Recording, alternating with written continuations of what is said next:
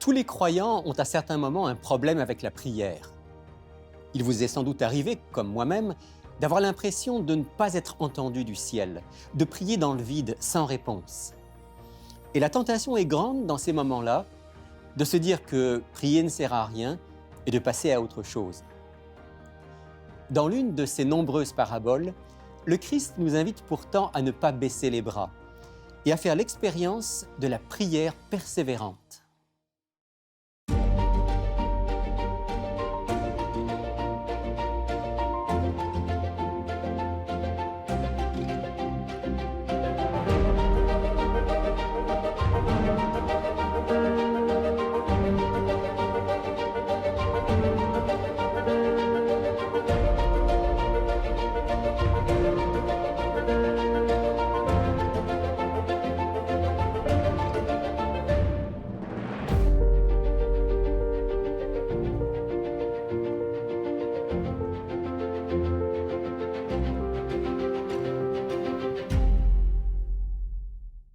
Bonjour à chacune et à chacun, bienvenue dans Il est écrit.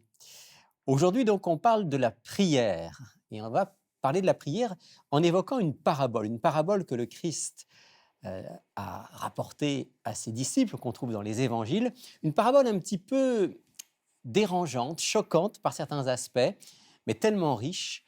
On l'appelle généralement la parabole de la pauvre veuve et du juge inique. Pour en parler aujourd'hui, je reçois mon ami, le pasteur Claude Trépanier, pasteur du Centre Il est écrit de Montréal. Bonjour Claude. Bonjour Rémi.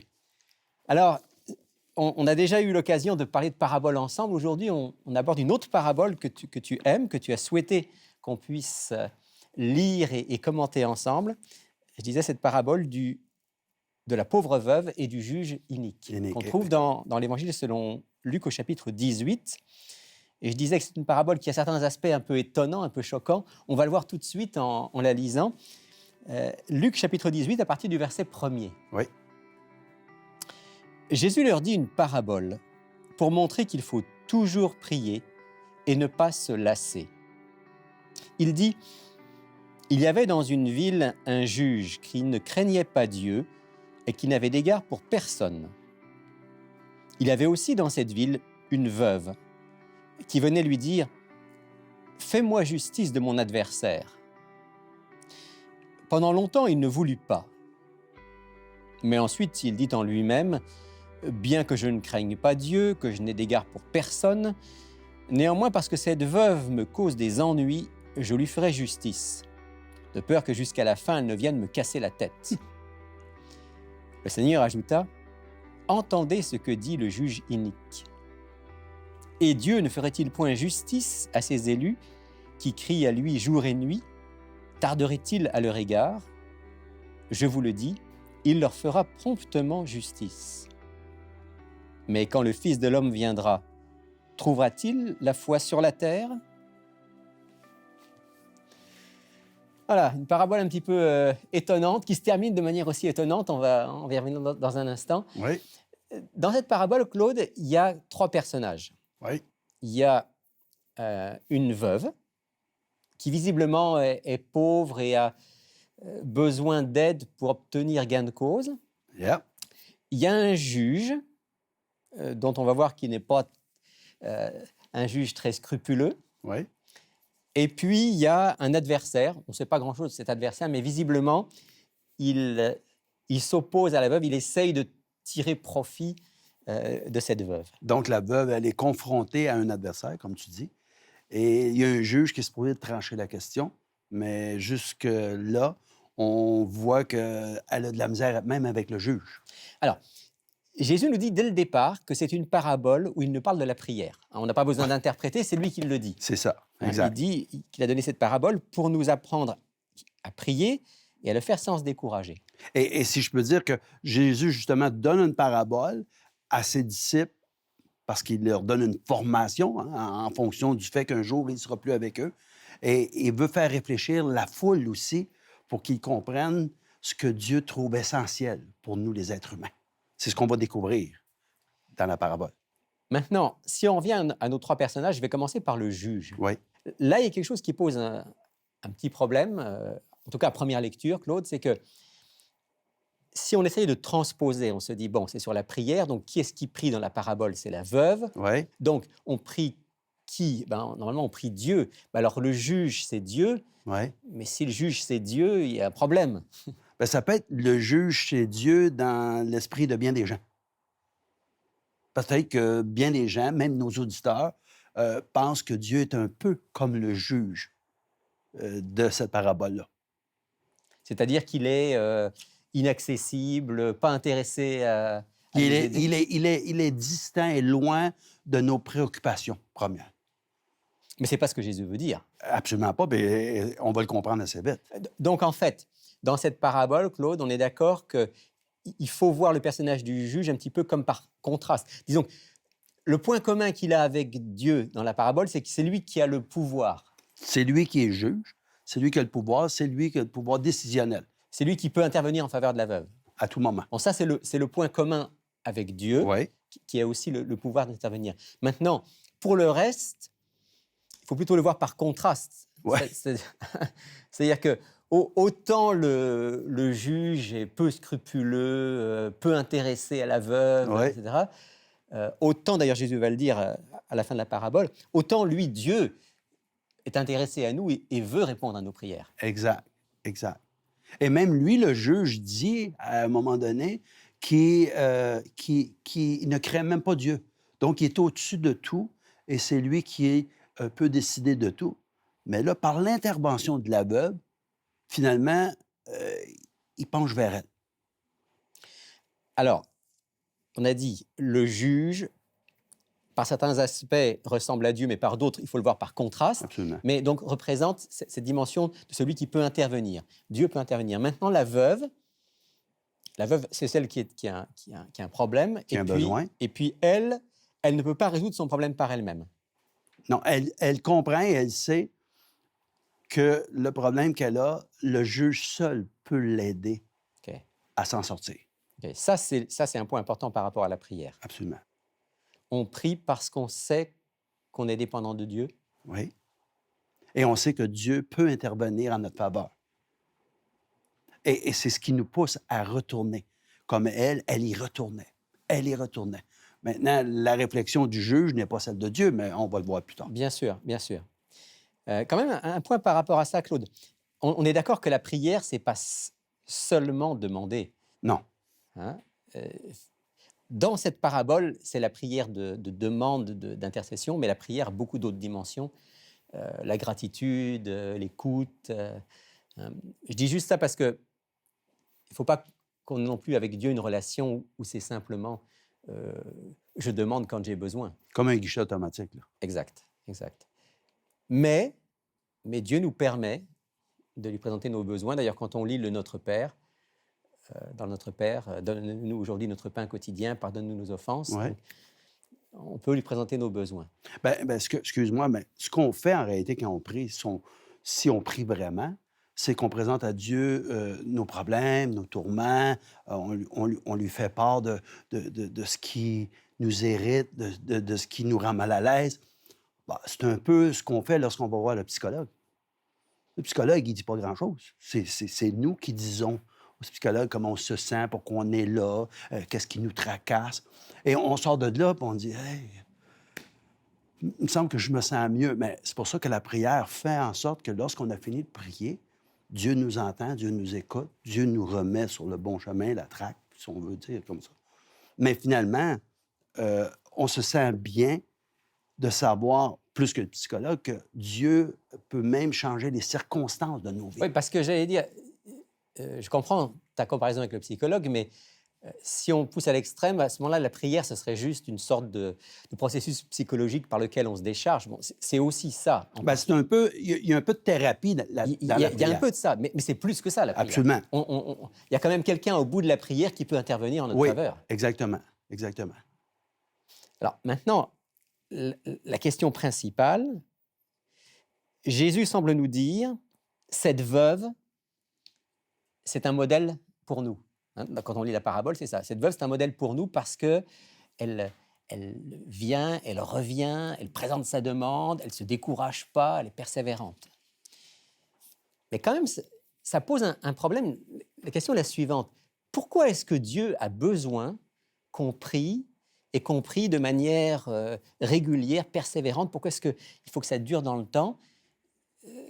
Il n'est pas comme le juge, Dieu. Il n'est pas insensible. Alors pourquoi est-ce qu'il faut qu'on persévère? Pourquoi ça prend du temps? Bien, je pense qu'il y a plusieurs raisons, mais deux qui me viennent vite à l'esprit, c'est que, en fin de compte, lorsqu'on persévère, lorsqu'on revient souvent à la charge pour demander, ça nous démontre à nous-mêmes et à Dieu qu'on est sérieux dans ce qu'on recherche, ce que l'on veut. Parce que souvent, si on prend les enfants, ils nous demandent quelque chose, puis après ça, ça s'estompe, ils ne reviennent plus avec ça. Fait qu'on se dit nous-mêmes, comme parents, bah, il n'est pas autant qu'on pensait ou qu'il essayait de nous faire comprendre qu'il n'est. Même parfois, les parents vont volontairement ne pas répondre à la demande de l'enfant en disant on va voir si, S'il est sérieux dans sa requête. voilà, si c'est quelque chose auquel il tient vraiment ou pas. Exactement. Tu es en train de nous dire que dans la prière, c'est un peu la même chose pour nous. Oui, oui, absolument, parce que souvent, on demande, puis on demande mal, dit Jésus. Mhm. OK? Jésus qui a dit ça ou c'est Jacques qui a dit ça? C'est Jacques, oui. OK, le frère de Jésus. Je savais que c'était dans la même famille. Mais finalement, il dit, vous demandez et vous ne recevez pas. Pourquoi? Parce que vous demandez mal.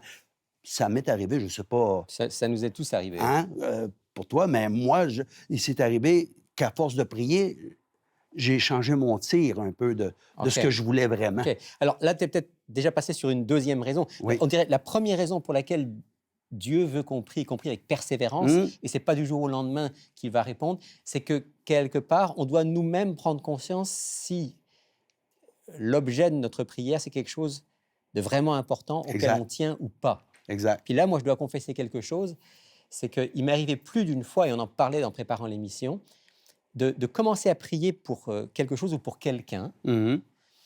et de me dire, ça c'est important, il faut que je prie régulièrement. Et puis je l'ai fait une fois, je l'ai fait 2 fois, je l'ai fait 3 fois. Puis au bout de quelques jours, quelques semaines, ça m'est complètement sorti de la tête, et je suis passé à autre chose. Exact. Et quelques temps plus tard, Dieu m'a comme interpellé en disant, mais attends, tu avais commencé à prier pour telle chose ou pour telle personne, mais tu le fais plus. Ça veut dire quoi? Ça veut dire que c'est pas vraiment important pour toi. Mm. Ouais. Exact. Donc je pense que Dieu, à travers la persévérance, nous apprend aussi à reconnaître ce qui est vraiment important dans nos vies et ce pourquoi on va prier avec persévérance. Oui. Et il y a une autre dimension qui est une réalité aussi, que souvent, nous, les êtres humains, on y prend pas garde, mais c'est que nous, on a été créés libres.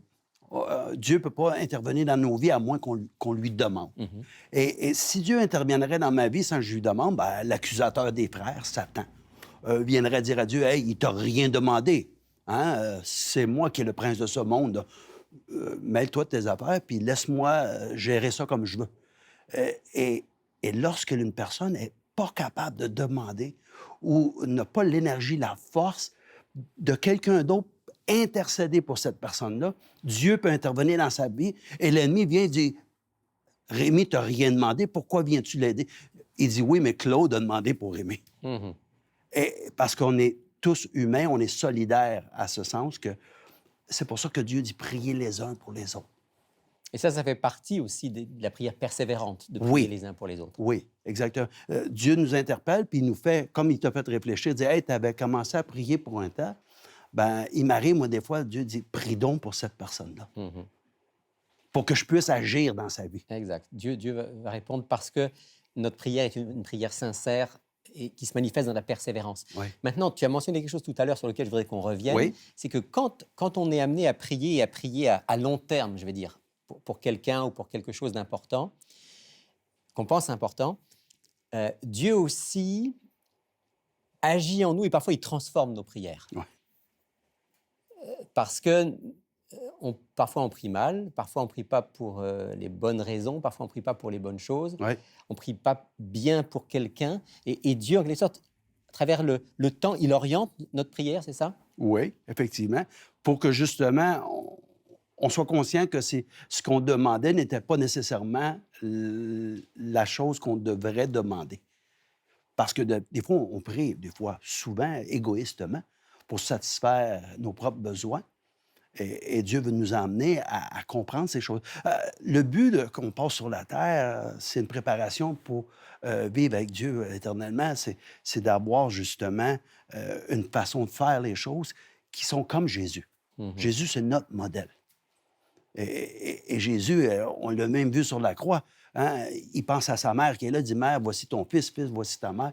Père, pardonne-leur, ils ne savent pas ce qu'ils Et font. Père, pardonne-leur. Il dit au bon larron, parce qu'on dit qu'il y a un bon et un mauvais larron, mais le bon larron, il dit, aujourd'hui même, je te le dis, hein, tu seras un jour avec moi dans le paradis. Donc, finalement, il se souciait de tout le monde par rapport à sa réalité qu'il vivait. C'était extraordinaire.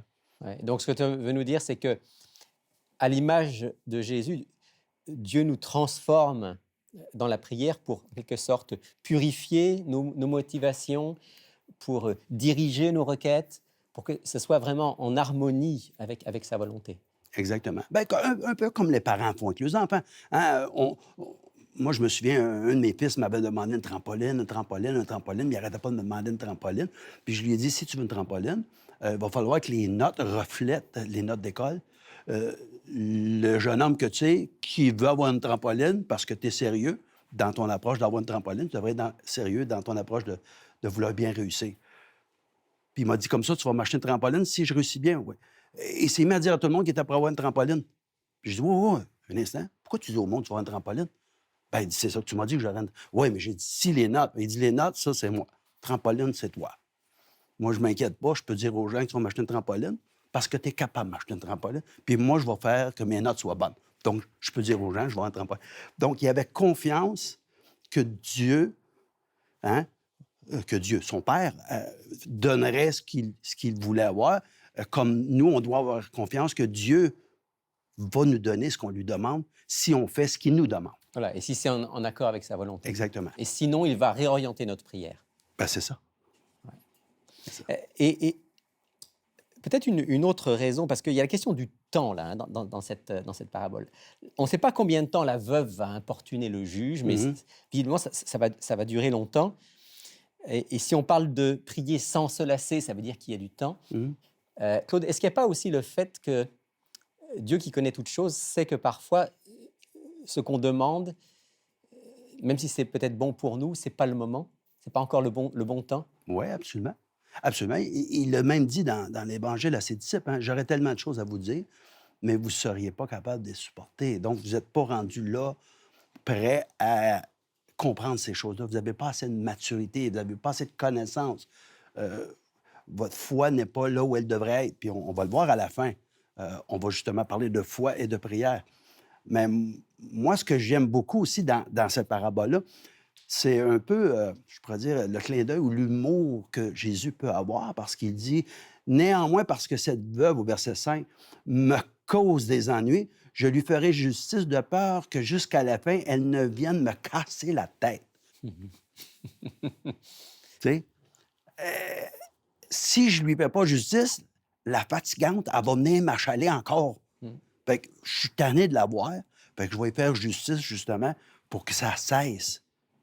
Donc, j'aime bien l'humour que Jésus prend dans cette parabole-là pour nous faire comprendre que, justement, on peut être fatiguant, mais ça ne veut pas dire pour autant qu'on ne doit pas persévérer. Parce que si le juge qui est injuste finit par répondre comme il vient de le dire, à combien plus forte raison, c'est ça que Jésus veut dire, à combien plus forte raison, Dieu qui, lui, vous aime, va intervenir. Puis il dit même, alors, comment est-ce qu'on comprend ça? Tu vois, le verset 8, hein, au verset 7, il a dit, est-ce que Dieu ne ferait pas justice à ses élus? Verset 8, je vous le dis, il leur fera promptement justice. Mais ça ne semble pas vrai dans la réalité, parce que ce n'est pas toujours rapide, la réponse de Dieu à nos prières. Ça veut dire quoi, ce promptement? Bien, je pense que Dieu entend nos prières. Dieu répond à nos prières, mais pas toujours au temps que nous, on aimerait. Mais oui, promptement. Aussi vite que possible, en fonction de tous les éléments que lui connaît. Oui, puis lui, le temps n'a pas le même effet que nous, le temps on a. Souvent, on trouve que ça va pas assez vite, mais lui, il a l'éternité. Et il sait quand est-ce que le temps va être le meilleur pour nous également. Oui. Maintenant, il y a cette phrase, cette question par laquelle la parabole se termine, un peu énigmatique, mais quand le Fils de l'homme viendra, trouvera-t-il la foi sur la terre? Moi, je ne sais pas pour toi, Rémi, mais moi, la première fois que j'ai lu ça, j'ai dit, qu'est-ce que ça fait là, dans cette parabole-là, de nous parler de la foi lorsqu'il nous dit qu'il nous donne une parabole pour nous emmener à comprendre que la prière, c'est important. Puis il faut persévérer. Et puis qu'il faut persévérer. Et là, à la fin, il dit, et en passant, lorsque je reviendrai sur la terre, y aura-t-il cette foi? Cette foi, excusez, qui va être démontrée par la prière persistante. C'est ça, en fait, le lien. C'est que la véritable foi se manifeste par la prière persistante, comme la veuve, qui s'accroche, même si elle ne voit rien venir, mais elle sait qu'à un moment, le juge va faire justice. De la même manière, le croyant s'accroche à Dieu et croit qu'il va intervenir. Même ultimement, puisqu'il est question du retour du Christ, ultimement, quand bien même la réponse ne viendrait pas là dans cette vie, la réponse viendra quand le Christ va revenir. Oui, et lorsqu'il dit « Lorsque le Fils de l'homme viendra, trouvera-t-il de la foi sur la terre? » Autrement dit, il est en train de dire « Lorsque le Fils de l'homme va venir sur la terre, y aura-t-il encore des gens qui prieront avec persévérance, qui prieront et qui seront certains que Dieu les entend et qu'il les écoute? » Cela va démontrer qu'ils ont vraiment une foi dont Dieu veut que nous ayons. Parce que la foi et la prière vont ensemble. Lorsqu'on croit en Dieu, on va à Dieu. On parle avec Dieu. On demande à Dieu de nous aider, de transformer nos vies, de changer les circonstances de la vie, de nous amener à avoir des jours meilleurs. Pourquoi? Parce qu'on croit que Dieu existe. Donc, pourquoi pas aller à Dieu? La foi et la prière vont de pair. En fait. Oui. Jésus nous dit ici, la foi nous amène à prier, la prière nous fait grandir dans la foi. Exact.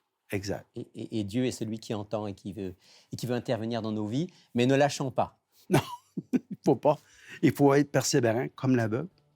Et il faut avoir la foi qui nous amène à compter sur Dieu, à prier Dieu. Le temps de Dieu peut être différent d'une autre, mais au temps voulu, absolument. Il répondra. Absolument. Merci Claude, on doit s'arrêter là, mais c'est une parabole qu'il faut lire, relire, méditer, et puis surtout mettre en pratique, que Dieu puisse nous aider à être de ceux qui prient avec ferveur et de manière persévérante. Exact. Et on ne peut pas terminer cette émission sans prier ensemble. Non. Et on va le faire maintenant. Tu veux que je prie? Alors prions.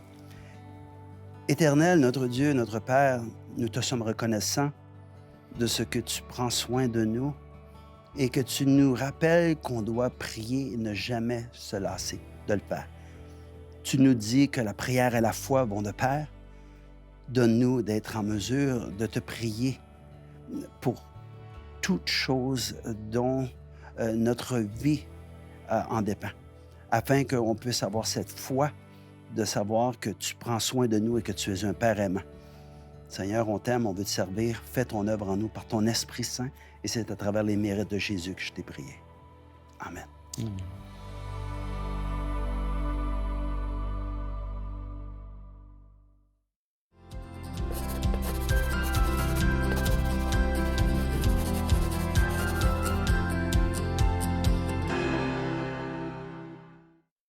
Pour connaître nos lieux de rencontre dans la province du Québec et ailleurs au Canada, appelez-nous au 1-866-729-3515 ou visitez le www.sdaqc.org/église au pluriel. Bonjour France. Bonjour Rémi. Alors, pour faire suite à notre partage d'aujourd'hui avec Claude Trépanier, tu as un petit livret. Un petit livret. Que je n'ai pas entre les mains, mais qui est au four en ce moment. C'est rien de moins qu'un petit livret qui s'intitule « Il parlait en parabole, 3 petits points ».